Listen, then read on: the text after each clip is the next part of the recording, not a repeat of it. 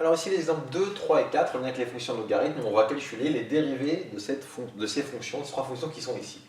L'exemple 2, on vous a aidé un petit peu en vous disant qu'on l'a considéré que sur 0π. Alors sur 0π, effectivement, la fonction, il n'y a pas de souci ici. Regardons rapidement avec un cercle trigonométrique.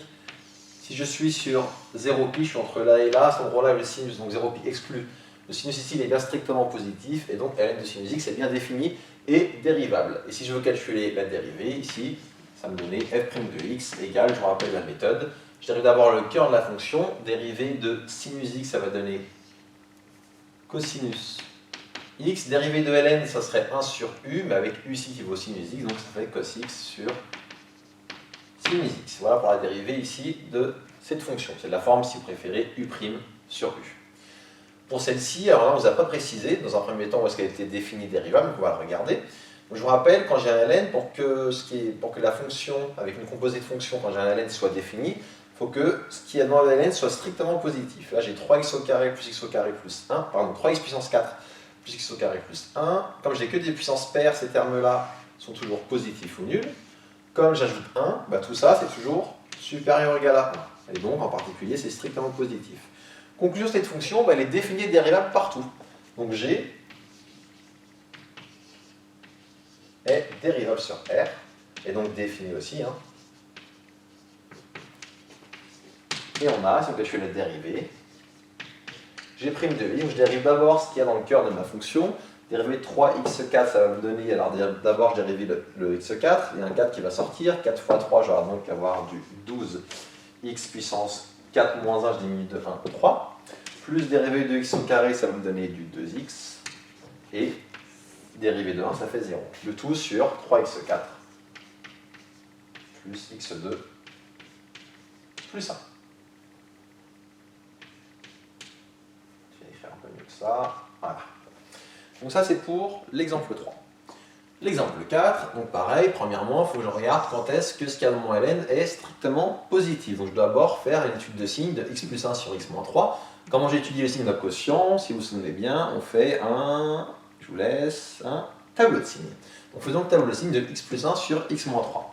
Alors ça va être ainsi, je vais avoir du x, d'abord avoir x, tout court, puis je vais avoir du x plus 1, je vais avoir du x moins 3, et je vais avoir du x plus 1 sur x moins 3. Alors, je dois placer 0, x plus 1 s'annule en moins 1, x moins 3 s'annule en 3, pardon, pas 0, mais moins l'infini. Donc après, j'ai dit moins 1, 3 et plus l'infini. Donc x plus 1 s'annule en moins 1, x moins 3 s'annule en 3. Comme j'ai une division par x moins 3, là, ce n'est pas défini, et là, ça s'annule. X plus 1, c'est une droite graphiquement, donc une droite qui est, et je vais faire ici, hop et hop. C'est une droite qui est croissante parce que le coefficient directeur est positif, et donc comme elle est croissante, ça va d'abord faire moins, plus, plus. X moins 3, pareil, c'est une droite qui est croissante, donc moins, moins, plus, et du coup, je vais avoir du plus, moins, plus. Au final, qu'est-ce que je trouve? Donc h est dérivable sur... Bah là où c'est positif, c'est entre moins l'infini et moins 1 exclu, parce qu'il faut que ce soit strictement positif pour que le ln soit bien défini. Donc moins l'infini, moins 1, union, en fait, 3 plus l'infini, toujours exclu. Hop. Pour mon quotient, bah, la valeur, il ne faut pas que ça s'annule en 3, et il ne faut pas que ça s'annule, pardon, donc c'est en 3, donc 3 est déjà exclu, donc c'est bon. J'ai bien pris en compte le ln et le quotient. Calculons maintenant la dérivée, h' de x. Ça va donner d'abord du u'. Alors quand je dérive u', ça va faire du x plus 1 sur x moins 3, c'est la forme u sur v. Donc ça me donne d'abord u', c'est-à-dire x, dérivée de x plus 1, c'est 1 fois x moins 3. Moins u fois v', donc moins entre parenthèses x plus 1 fois v', c'est-à-dire fois dérivée de x moins 3, c'est 1. Et le tout sur x moins 3 au carré. Ça, c'est juste pour la dérivée du cœur de la fonction. Puis, dérivée de ln, c'est 1 sur u, donc ça me donnerait, j'aurais pu mettre grande réfraction, tout ça sur ce que j'ai ici.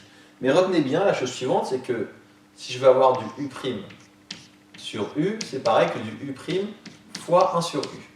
D'accord, c'est notre écriture identique. Et l'avantage, c'est que là, 1 sur u, 1 sur une fraction, il suffit de multiplier par l'inverse. Donc ça va donner fois x moins 3 sur x plus 1. Je répète ce que je viens de dire. Donc pour ma formule u' sur u, je peux dire que c'est u' fois 1 sur u. Et comme là ici, mon u c'est une fraction, 1 sur u, ça revient à prendre l'inverse de cette fraction. Donc je passe de x plus 1 sur x moins 3 à x moins 3 sur x plus 1. Et maintenant, on calcule. On va avoir du x moins x, ça fait 0. Moins 3 moins 1, ça va donner du moins 4. Et ici, je peux voir que ce x moins 3 par le carré qui est là, donc j'ai du moins 4 sur x moins 3, facteur de x plus 1. Et donc voilà ici pour la dérivée de cette fonction. Une remarque, pourquoi il est toujours super important de d'abord regarder où c'est dérivé et après de calculer la dérivée? Regardez, parce que au contraire de quoi, ce qu'il ne faut surtout pas faire, certains d'entre vous font peut-être la bêtise suivante, de d'abord calculer la dérivée, regardez où elle est définie. Là, si je fais dans ce sens-là, je calcule ma dérivée, elle est définie partout, sauf en 3 et en moins 1. Or, au final, la fonction qui est là, la dérivable sur moins l'infini moins 1, union 3 plus l'infini. Donc pas du tout juste partout, sauf en 3 et en moins 1. Donc il faut bien d'abord regarder là où c'est dérivable, et après seulement calculer la dérivée. Et donc ça termine ces 3 exemples. Comme je vous l'ai déjà dit, pour vous, les fonctions, la chose la plus importante, c'est que vous soyez capable de calculer les dérivées sans vous tromper. C'est ce qui va être le plus utile pour vous dans les autres matières de type mécanique, électricité, etc. Donc, ces exemples sont primordiaux. Vous devez absolument maîtriser ces exemples. Autant la démonstration précédente, si vous ne les avez pas retenus, c'est pas dramatique, c'est pas grave en soi. Par contre, ces exemples, donc les exemples où on doit calculer les dérivées, ça vous devez bien les comprendre. Donc je vous laisse bien les retravailler et n'hésitez pas à me poser des questions si besoin.